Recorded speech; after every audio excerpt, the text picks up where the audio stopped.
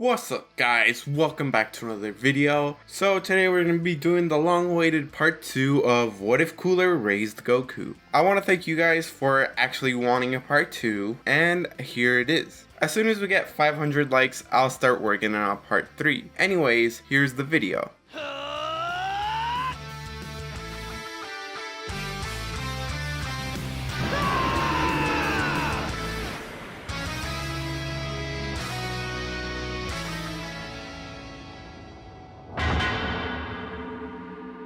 On their way to the next planet, Kakarot requests that the Armored Squad come train with him, as he is still hell-bent on getting stronger and someday fulfilling Cooler's wish of taking down Frieza. The entire way there, Kakarot and the Armored Squadron spend it training. A few days later, they arrive to a planet called Arlia, and a few moments after they land, they get found by a bunch of bandits, who try to rob them for everything they have. Salza pulls out his Keyblade and does the anime swordsman trope, where they slice through them, but it takes them for a moment for them to be cut in half. Afterwards, Naze looks around for a bit and says that this planet looks awful and it won't sell well. Cooler sighs and says, let's make this trip worth it. Let's play a little game. Whoever can bring back the most bodies will get a planet of their own. The Cooler Force then parts ways and they begin to kill every Arlian that comes their way. Eventually, Dora comes across the castle of King Moe and kills most of his guards. Moe, afraid for his life because this dude just showed up and killed most of his guards, summons out the Yeti. Moe's all super proud, he's like, oh, the Yeti will kill you. However, Dora just kind of plays around with the thing. He eventually just gets tired and rips off the arm of the Yeti. Then, using that arm, he uses it to squash the king. And eventually, with one kick, he kills the big bug. About 2 days later, Cooler decides to call everybody back. Everybody states how many Arlians they've killed in the last 2 days. Kakarot and Dora end up tying for the most kills, so Cooler has them rock, paper, scissors for the win. After a furious battle of rock, paper, scissors, Kakarot ends up taking the win. Cooler, keeping his promise, tells Kakarot that he can have any planet he wants. Kakarot doesn't make a decision right then and there because he wants to think about it first. After a few months and invading/destroying a couple more planets, they finally decide to make their way to Namek.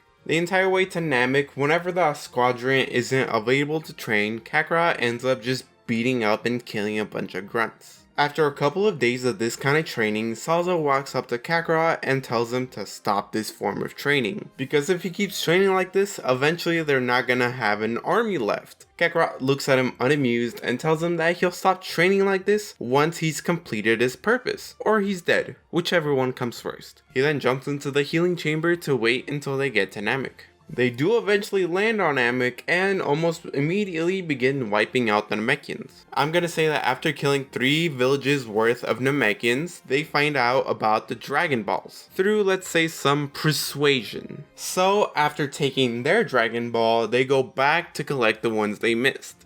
2 of the last 3 are pretty easy for them to get, since it just involves killing some more Namekians and just taking them. The third and final Dragon Ball takes a little longer for them to get, as Nail stands in their way. Cooler tells him to hand over the Dragon Ball or else he'll have him killed. Nail tells him that he won't hand over the Dragon Ball so easily, but if they're gonna fight, at least let me tell you this. The one inside this house is the Grand Elder, and if he were to be killed, the Dragon Balls would disappear. Cooler orders Kakarot to take care of him and they both fly off. After a while of flying, they choose their battleground. Nail powers up and tries to chop at Kakarot's neck. Kakarot just blocks Nail's hand with his fingers and says that he seems quite capable, at least more than the other Namekians. Perhaps he'd like to join them. After all, his power level is quite high for a Namekian. Nail backs off and yells out that he'd never join them, especially after all they did to those innocent Namekians. He then goes in for a kick, to which Kakarot just simply dodges. He bounces on Nail's leg and tries to recruit him again. Nail, in response, punches at him, but once again Kakarot just dodges and lands on his hand, saying, I'll take that as a no. He then proceeds to kick Nail in the head. Kakarot then proceeds to beat up Nail for a couple of minutes until he gets bored. He decides to put an end to this fight by using his electric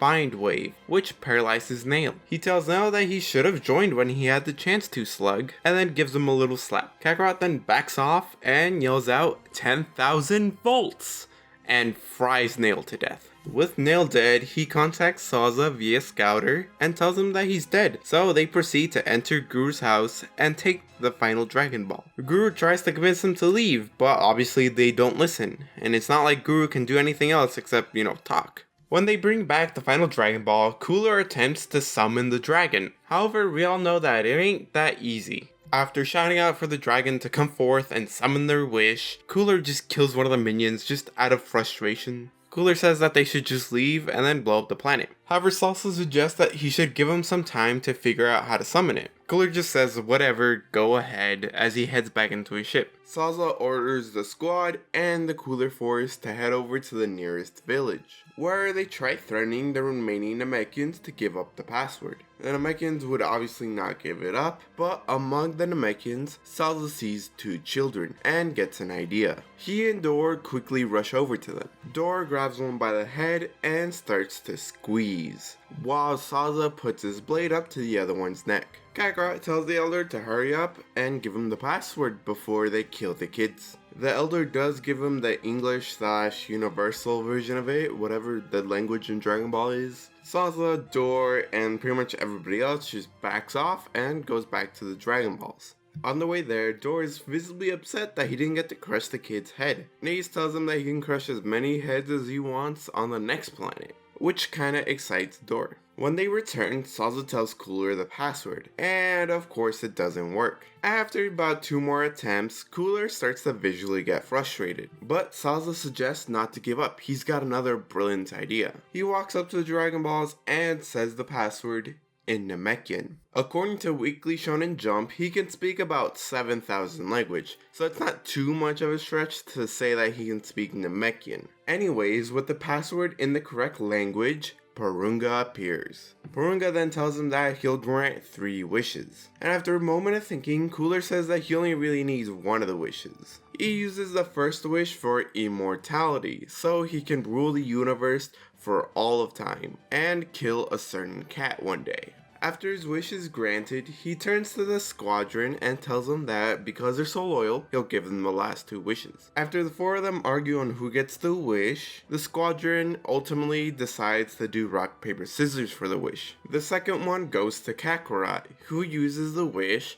to unlock all of their full power. This power up would be similar to that of Guru unlocking someone's potential. So of course, Cooler and the squadron receive a massive power boost. After a couple more games of rock, paper, scissors, the final wish goes to Salsa. He takes a moment to think about what kind of wish he wants, and ultimately decides on knowledge. His wish is to have all the knowledge that Porunga has. And since that there's no rule that we know of that goes against that, we know that Porunga can do it. After he grants his wish, Porunga tries to scatter, but Salsa tells Naze to grab one of the balls before they, scatter.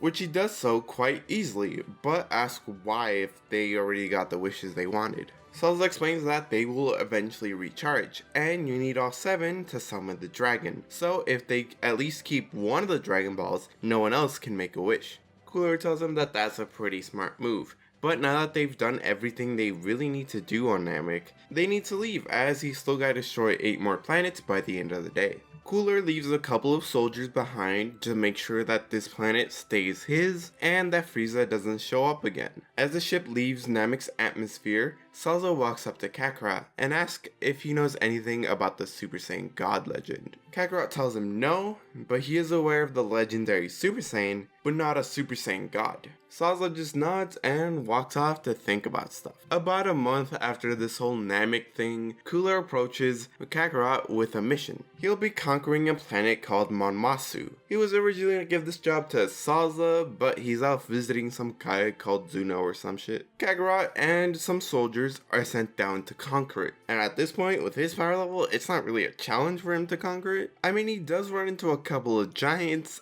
but he can just pretty much one-shot them. The planet actually kind of reminds him of Earth, only bigger. Maybe he should go back and check on it someday. And as he's lost in thought, 2 soldiers come and interrupt him. Kakarot just sorta instinctively kills one of them and then asks why do they interrupt him. The soldier shaking in his boots says that there's 2 unidentified ships coming to the planet. He and the soldiers go to where the ship is projected to land and wait. When they come into view, Kakarot sees that it's 2 attack pods. He tries to read their power levels, but it's in the low thousands. When they land, the pods open up to reveal a heavily injured Vegeta and Nappa. Kakarot flies over and gets ready to kill them, since they are Frieza soldiers. However, Nappa begs him not to kill them, as they have intel on Frieza's plans to attack Cooler before they pass out. Kakarot, knowing that Cooler might want to hear what Frieza's planning, has a few soldiers pick them up and carry them to the healing tank. And that's where we're going to leave it off for today. Like I said at the beginning of the video, if you guys want a part 3, get me to 500 likes and I'll do it. Anyways, part 2 was mostly set up because I do need to set up some stuff for later on if I continue this what if. Like the Arlia thing will be important later on. Not super important, but important.